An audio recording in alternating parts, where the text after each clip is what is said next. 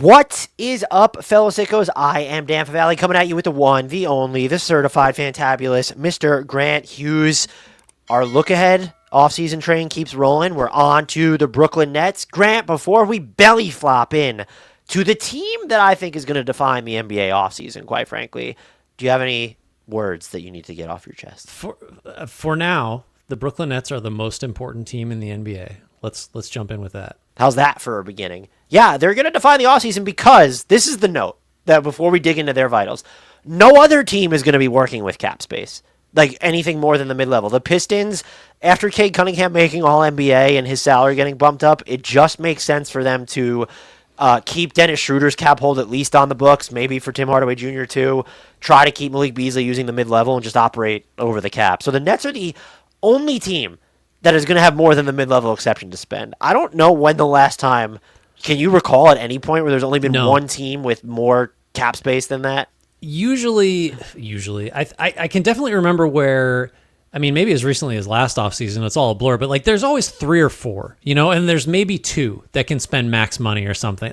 But this feels new to me, where if anything's getting done, Brooklyn has to be involved, and if any free agent is looking for a payoff, Brooklyn has to be involved. Like, it's just how many free agents get linked to the Nets? Oh, I guarantee if you did like a word cloud for off-season transaction news, Brooklyn and Nets would be like just these 2 giant fonts, and then everything else would be tiny.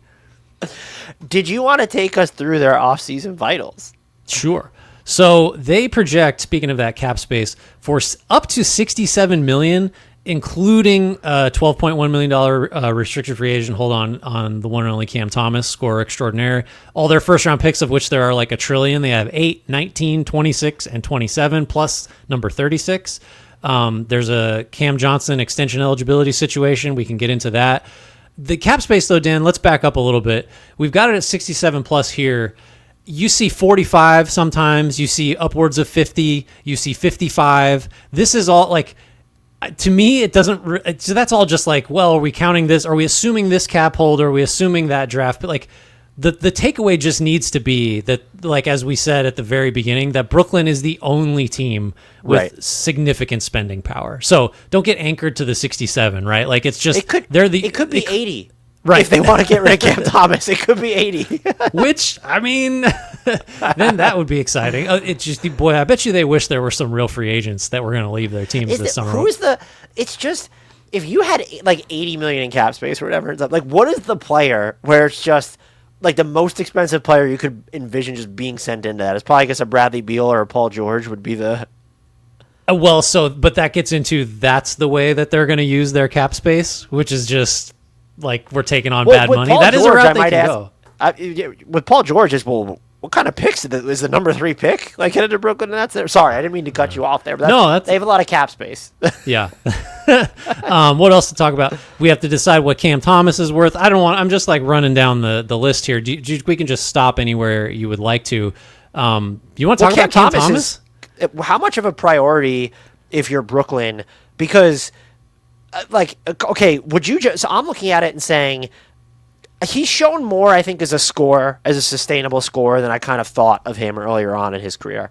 I still do not trust him. I don't think he's improved nearly enough as a passer, waxes and wanes too much as a defender. But, like, what are you giving him and how much of a priority is it? If you're Brooklyn, do you value the idea of flexibility to where it's like, we'll maybe offer you a ballooned 1+1 with a team option? Or do they just... honestly, if you just gave him the qualifying offer, like, that's the offer there, what other team is coming in and beating that for Cam Thomas right now? Yeah, I don't know. I was going to say, like, any deal you sign him to, just because of where Brooklyn is, I think you have to view it as like, can we trade him for something at this number? I was kind of, the qualifying offer is interesting. I was just thinking, like, would I ever go, like, would I go above the mid-level for him? Like, I don't want to, like, just knock him, but have you seen enough from him to make you feel confident that he's more than a mid-level exception, like full mid-level, obviously, like type of asset? Like, I don't know. If it's more than 3 for 50, let's say, or around that ballpark, I don't I'm not saying it'll age into one of the worst contracts in the league, but that makes me a little queasy as a Nets team where we're still looking for. Yeah, he's great right now when you don't have that tentpole building block because he can eat up so many possessions and can make good things happen a lot of the time when he's doing it. But you don't want to get saddled right now. Your books are so clean, and I almost came at this from the perspective of what if they decide that they want to roll their cap space into 2026, and so do they even want him on like a longer term deal beyond next season? That's interesting. I was like trying to list out like, okay, the Nets can do one of three things, with all this cap space. You can take bad money in with picks. You can be a facilitator. That's in 3-team deals. That's kind of a combined one. You can be a threat in restricted free agency and go mess around with other teams by sending out some offer sheets, or I guess really just one probably. You can sign what unrestricted free agents there are. Are you interested in Miles Turner and Ty Jerome? Like, probably not. That other one, rolling the cap space over, though, I hadn't really given a whole lot of thought to. But based on what people seem to think about the 26 class, it's certainly better than this one. Do you think would they do that? Do you think that's a realistic possibility where you're just doing 1-year things, or you're just hitting the salary floor and you're trying to stay flexible so you could just be this player again in 26? I wouldn't see why not, because there's even just situations where what you're saying there then is, well, then they can't take back long-term money in trades, and that's where a lot of value is. And it's, well, like, if you're subbing out a Cam Johnson salary or a Nick Claxton salary as part of a trade, like, no, you can take back long-term money and still roll over the cap space. And look, a lot of like D'Angelo Russell is an example, because one of my questions here would be, is anyone else on this team a priority when you're looking at the free agents? D'Lo could be maybe semi-important right now. Can you pay him just to stick around on a 1-year deal and keep yourself flexible? I just wouldn't rule it out. I think Brooklyn not taking on any long-term money during the season kind of proved to me that there's just a bunch of different balls in the air and things on the table for them. Yeah, I think maybe the goal was just to be opportunistic, and certainly they've put themselves in a position to do that. And like maybe they're just kind of waiting to see like, well, which of the because everybody seems to think this is going to be a crazy offseason. I'm a little skeptical about that, but they'll just have to sit back and just wait for the hey, can you help us out calls to roll in and pick the best situation to play facilitator and get the most stuff out of it. Maybe they don't even really have a sure plan. It's just kind of waiting to see what shows up. Well, so what would you do if you're Sean Marks and running the Nets? And I'll preface this with saying they can trade up to 13 first-round picks this summer, which is actually kind of bonkers. That seems wrong. It seems wrong. That's like the stuff of Oklahoma City legend, right? Sure. Yeah, Utah's jealous. Now, they've been linked to Giannis, and Sean Marks has said that they wouldn't accelerate unless it's for the right player, which is basically just typical executive speak there. Mm-hmm. Before even asking what you would do, I guess then, I don't understand yeah, they have assets, but I don't understand the appeal of going, even if it's Giannis, one of the 5 best players in the league, you still have so much left to do after getting him. This isn't a situation where you signed Kyrie Irving and Kevin Durant while only really like costing yourself cap space. This is going to eat, because you don't have any like tentpole prospects. How many of those 13 first-round picks are you giving up for Giannis Antetokounmpo? Well, a lot. Right. I'm glad you said that, because my first reaction to that was to should they be in on Giannis, whatever that means, like, was no, because like you can't prove to me or even like make it seem likely that the Nets with Giannis and whatever else they can put together around him will be any better than the Bucks team that he was just on. And so like from his perspective, why does he want to do that unless suddenly he cares about market size? And from a team perspective, it's just like, so now we have a incredibly expensive, I'll just say aging, like he was phenomenal this year, but you are on the wrong side of the Giannis career trajectory curve now.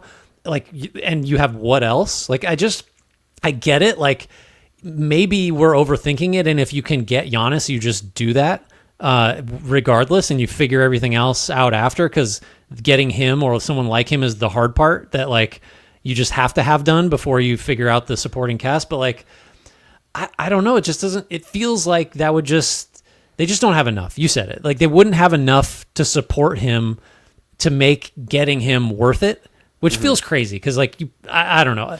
I'm hesitant. I'm hesitant is what I would say to just throw it all in for Giannis. I wouldn't do it. I just don't think it's. I mean, if he's coming there, even if he's coming there with another player, like how, like you have the room exception to spend at that point. I just don't know how you flesh out a contender anytime soon. I would need to know, I guess, the outgoing assets in terms of, okay, did they keep Cam Johnson, and so it's Giannis, Cam Johnson, and they had enough assets to get another star. Who is that star?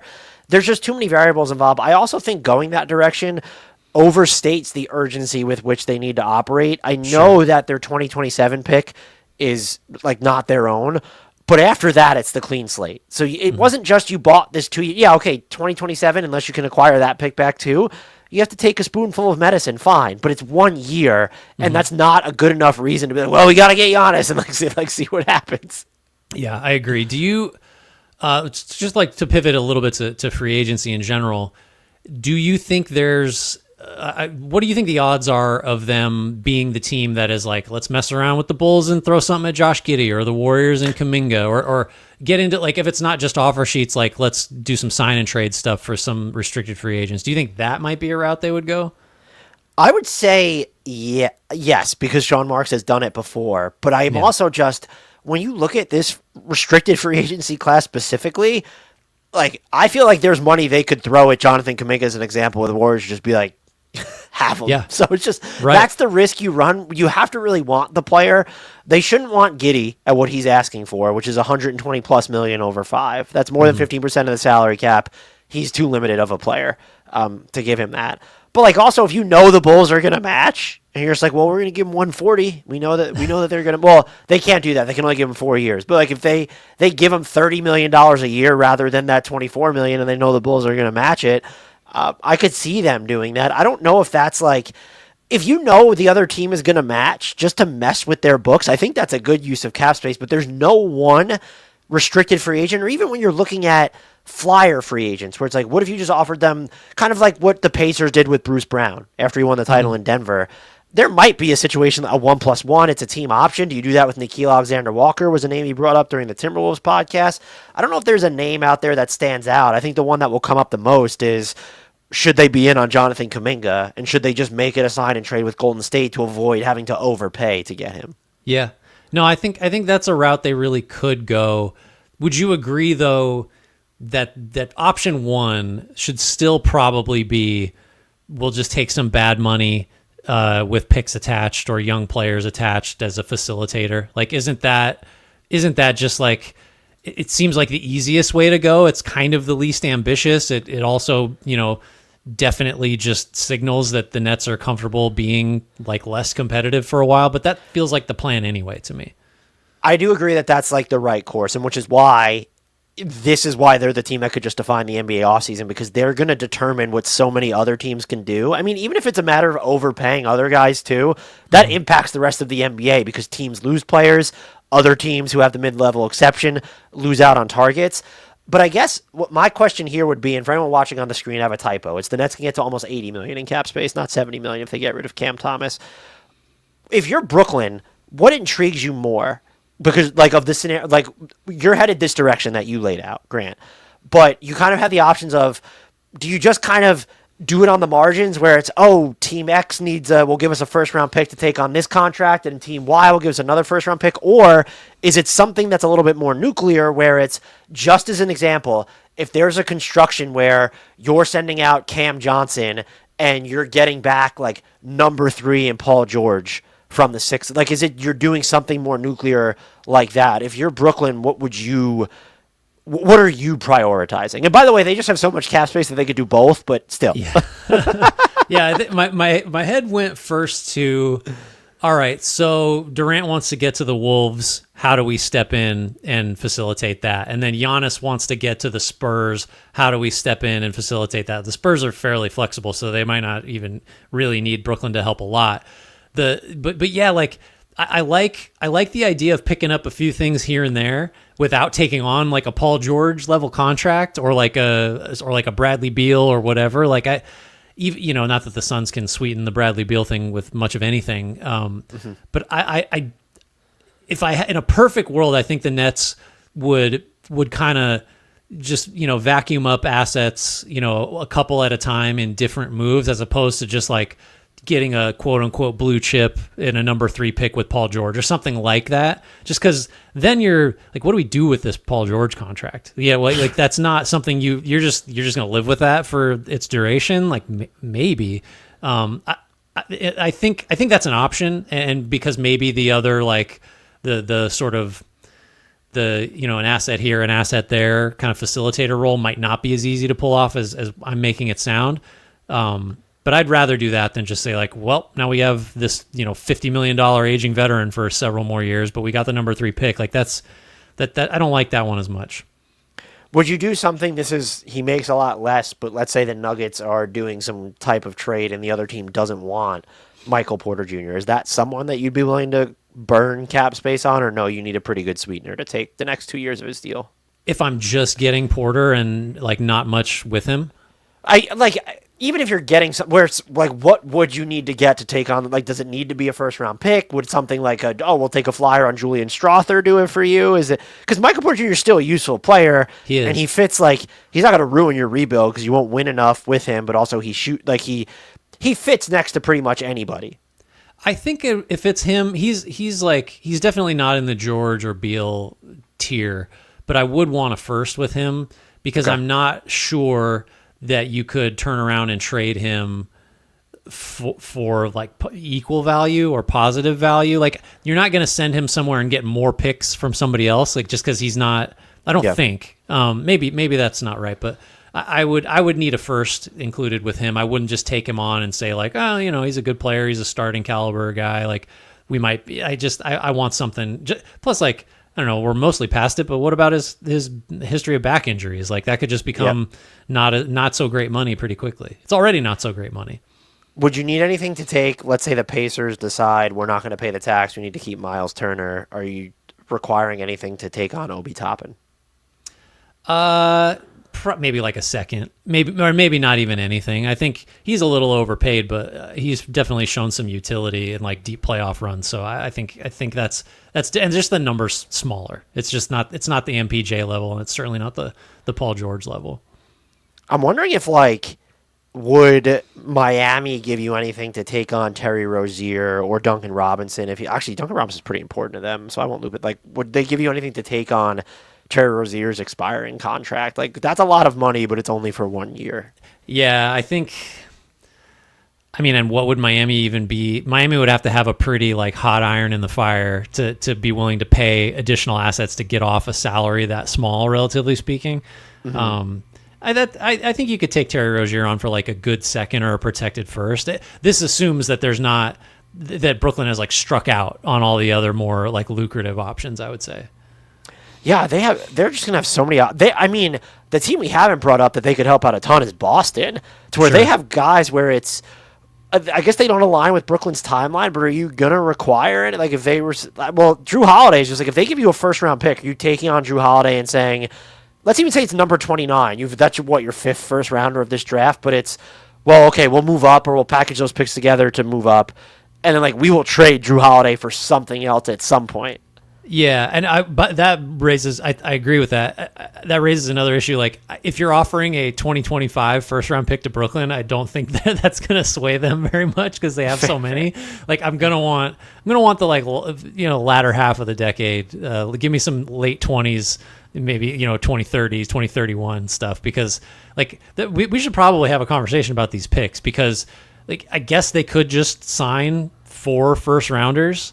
But teams don't typically do that. Teams also aren't typically as cash rich as the Nets are right now. Is there a market to move up? Like, who's looking for 8 and 19 or 8 and 19 and 27 to give up? Well, what about some of the more expensive teams moving forward, trying to get more? Like Philly, does 8 and 19 get you 3? Or do you need to include a third? Or you want 8, 19, and then 26 or 27 to get you 3? You have to, if you're the Nets, you have to really like Ace Bailey or VJ Edgecombe, I would assume. So maybe that's just not the move. But is that something that you could do? Maybe. I just I guess the Sixers. Well, the Sixers just aren't in a position where they're like, we're gonna onboard 3 rookies and just put them in the rotation, right? Like, That's also fair. It's hard to find. The Nets really, they're really like unlucky in terms of like the timing of like where the rest of the league is relative to like their flexibility and assets, because like there are other years probably where you could have traded 3 firsts and moved up a ton because the right team was, positioned way up in the draft and just wasn't going to use that pick, or it just, I don't know. They're still in very good position, but it's just like, it doesn't feel like the 2025 offseason is set up for them to really optimize a lot of the flexibility they have. I'm also wondering if it's different. If you're looking at moving up in the draft, okay, maybe that's more difficult, but it just feels like there's going to be a market for, here's this first round pick for taking on this salary. And those opportunities will be out there, and you are the only team that can facilitate them. No, that's true. I guess being the only team that can do anything is good timing. What if you just like, do you think you could just trade some of these picks for like more distant future firsts and just like spread them out somehow? Like, is there kind a of like team what Phoenix? That's the inverse of what Phoenix did, right? Like, would you give what up OKC does every year because they have no roster spots, basically? Yeah. Right? Yeah, exactly. Like, give up 8 for, I don't know, something that might be in the top 10. Like you could use it, without naming specifics. I'm trying to think of a team that's just like desperate to get into the the mid lottery that would give you a more distant pick. Would you do something like, you would have to short their future even more? But it's like, would you consider doing? I mean, if they do this, I think the Knicks are batshit crazy. But if the Knicks were like, hey, here's this 2030 swap or 2032 swap, are you giving 26 and 27? For a swap that's that far out? Are you considering something like that? That's an interesting one. Something like that, where it's just like, what? How can we?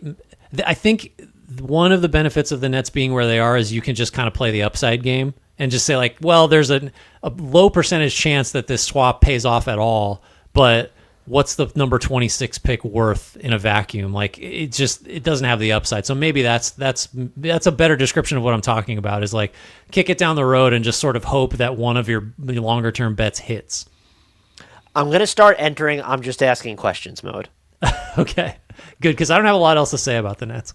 Boston comes to you and says Jaylen Brown for number 8. That's it. That's the construction. If you're Brooklyn, are you doing that? Yeah, because I know I think I can trade Jaylen Brown for more stuff down the road. Because they're so interested. So would you even include, looking at picks this year, would you include more stuff than that? I mean, what if it was Cam Johnson at number 8 for Jaylen Brown? I think I would. Don't you think you could trade Jaylen Brown for like 2 or 3 good firsts at some point? I want to say yes, but that contract is iffy. And then from Boston's perspective, you could look at it as like they're probably saving close to $30 million, $25 million in salary. So then it's just like they're getting closer to getting off the tax entirely from that point. Closer, not actually doing it though, I should note. Yeah. If I was the Nets, I'd probably do it though, because I don't know that number 8 is spicy enough for me to. Because so much of the appeal in that trade for Boston is, we're planning on reorienting ourselves completely around Tatum, and so we're really slashing costs now, and then hopefully this number 8 pick will be ready, let's say 2 years from now, when Tatum will have a year under his belt from the Achilles injury, and that's what you do. If I'm Boston, I'm not doing that, but like the financial realities, I'm wondering if like, oh, well, Cam Johnson can come in, like he could play, and so I'm wondering if they would think about it. You're just asking questions though, so it's fine. I'm just asking questions. Would you do, well, we already tackled the Giannis conversation for them. Would you do anything for Kristaps Porzingis of Boston? Like, that's an expiring contract. What are you requiring to get off of him?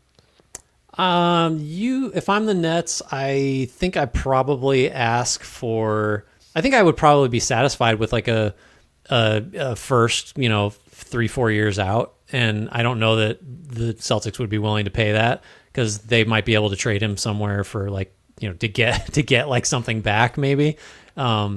Yeah, I think in general, like any of the Boston guys, even Holiday, who we talked about a little bit, like you should be able to get a first with them, because it's worth so much to the Celtics to get off that money, because it's not just about the cost. It's about like their flexibility, and just like they can't build a roster until they get cheaper.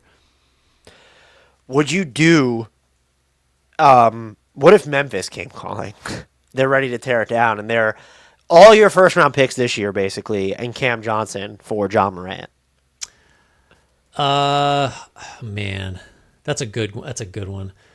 I think you probably do that if you're Brooklyn. If they had like something higher than 8, I would hesitate a little more. But Morant's still on the. Well, no, is Morant still on the Fun Max? He is, right? Yeah, he is. Yeah, he's extension eligible now, but he's on the Fun Max. Yeah, he's not getting an extension from me. At least not yet. I think you do that. That's an upside bet. That's another example of like it may not work out. We're acknowledging that, but that's a pretty good upside bet. That wouldn't be very inspiring for Memphis's end, though, right? No, I would wonder like, well, one, I'd be like Scottie Pippen Jr. You're in charge now. That would portend a bigger teardown, like you said. I don't really have anything else there, like from them. I think that they're best suited to. Well, I guess should they be interested in Jonathan Kuminga? Upside play, same. But we keep coming back to it. I think. I don't know what the number would need to be where it's just like that's an objectively good decision. It's got to be south of $30 million a year to start. I think if you can get him in the low 20s and the Warriors are just like we're not interested in that and they don't match, I think that's worth it because like there still is a possibility that he is like a $30 million player and it's a change of scenery thing. It's a change of role thing. It's a maturity thing. That's a fair bet for a team like Brooklyn to make. Would you give up, not your 8th pick, but would you give up one of your other first-round picks to just ensure that he's then on your team and it's not, we had to go in with a $30 million a year offer so they wouldn't matter. Let's say it's 20 to 25, and you're probably either Warriors are getting that pick or you're using it as part of a larger sign-and-trade construction that's getting them more help. Derek White. Yeah, for sure, because I think to keep costs down, like for sure, if you're framing it as like you can make the $30 million offer sheet and trust that the Warriors don't match, or you can just have a little certainty and work a sign and trade where you're just giving up a pick that like realistically, like you just don't have room for all these guys anyway. I like that construction a lot better, the sign and trade version from Brooklyn's perspective. Do you feel any differently as if we sub in Josh Giddey here? Because they don't necessarily have a point. Even if they bring back Cam Thomas, they don't have a floor general of the future. I guess I feel differently in that I think I would want the number to be even lower for Giddey because like if you're talking upside play, maybe we'll both be wrong, but I just don't see him being like a high-end starter on a team that wins a lot. And so you just can't pay him like that. Can I give you my 2 favorite, which are neither of those, restricted free agents for the Nets to inflate their market value on? Yeah, I can't even guess. Yes, please. Santi Aldama would be one. Like it's really just like kind of try to screw over Memphis there. Because I think that they would probably have to, because they have Jaren Jackson Jr. and Zach Edey, and then it's with Brandon Clark Jr. Brandon Clark got injured again. So I don't know I think they're almost compelled. I'm not saying $25 million a year, but like something around the mid-level or more. The other one, and this would be really funny, would be Quentin Grimes. I mean, what's that number though? 20? 20? More than that? Honestly, if he's wanting to sign like a 2+1, you could probably go like 25 or something. And then if you're the Sixers, it's, do we just let him go? I guess you could say, well, we got off Caleb Martin as part of that deal, so sure. Yeah. It would you would have to really quickly as the Sixers talk yourself into like, I mean, he's not that good. Like that was a fake breakout. You just have to believe in the broader career sample, which maybe, I don't know. Just asking questions, Grant. Just asking questions. That's what we do here. Are you ready to take us out of here? Do you have anything else on this team? No, other than to reiterate, the Nets are going to be a player here. There needs to be multiple people in charge of answering messages and emails and phones because this team is going to be inundated with requests. Is it Joe Dumars that had the picture of him talking on 2 cell phones at once? Is that right? Yeah, it's because Sean Marks is going to have like 80 different like phones and like yeah. Yeah, that's what we need is someone to like add in several. Have you ever seen the meme of the guy on the bike and he's playing like Pokemon Go on like 80 different? Oh yeah, screens? Like, that's what we need. That's Sean Marks is doing. That guy needs a job with Brooklyn for sure. Or at least they need to borrow his bicycles. How much caps? Well, they don't want to burn too much cap space on that. I think that counts as a team as a roster charge. Anyway, lots to talk about with the Nets. Going to be heavily involved whatever happens in this offseason. Thanks for listening, for watching. Rate, review, subscribe wherever you're consuming this. Join our Discord. Links for that in the YouTube and podcast description. Make sure you tell your friends about the pod. If you're watching us on YouTube, give us some suggestions for what Brooklyn should do. I mean, it's like kind of the $1 million. It's like the $40 to $80 million question of the offseason. Shouts Frank Ntilikina. Apologies, Jared Allen.